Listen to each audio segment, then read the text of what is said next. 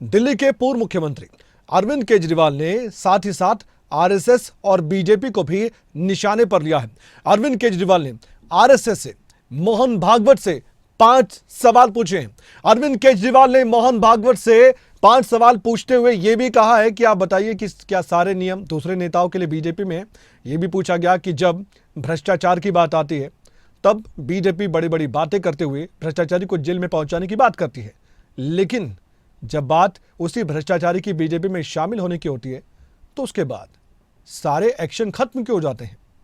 खबरें अभी तक आपको अरविंद केजरीवाल की जुबानी जो आरएसएस से उन्होंने सवाल पूछे हैं वो दिखाने जा रहा है। उन 5 सवालों को देखिए और समझिए कि जो रणनीति अरविंद केजरीवाल अपना रहे हैं वो किस तरह की है और बीजेपी को राजनीतिक तौर पर कैसे नुकसान पहुंचाने का प्रयास उन्होंने किया जुबानी तौर पर। पहला प्रश्न है मोहन भागवत जी से।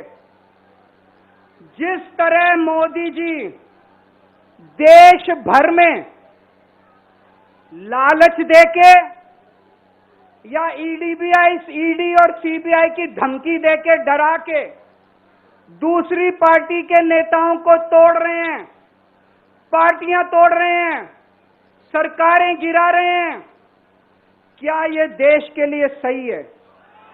मेरा दूसरा प्रश्न है उनसे।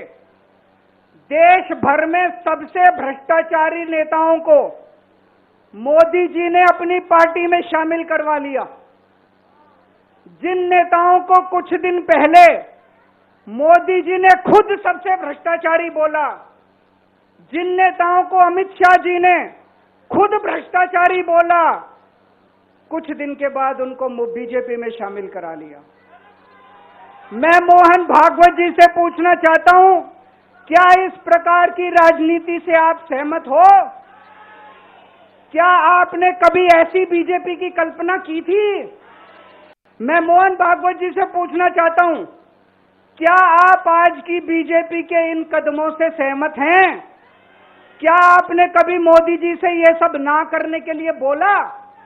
मोहन भागवत जी बताएं कि क्या आपने मोदी जी को ये सब गलत हरकतें करने से रोका कभी? मैं मोहन भागवत जी से पूछना चाहता हूं, जब नड्डा जी ने ये कहा तो आपके दिल पे क्या गुजरी, आप जरा बताइए इस देश को। क्या आपको दुख नहीं हुआ? मैं आरएसएस के हर कार्यकर्ता से पूछना चाहता हूं, जब नड्डा जी ने कहा कि हमें आरएसएस की जरूरत नहीं है, क्या आरएसएस के हर कार्यकर्ता को दुख नहीं हुआ? मेरा 5वां प्रश्न मोहन भागवत जी से मैं कहना चाहता हूं, आप ही लोगों ने मिलकर कानून बनाया था कि 75 साल के होने पे कोई भी व्यक्ति रिटायर होगा।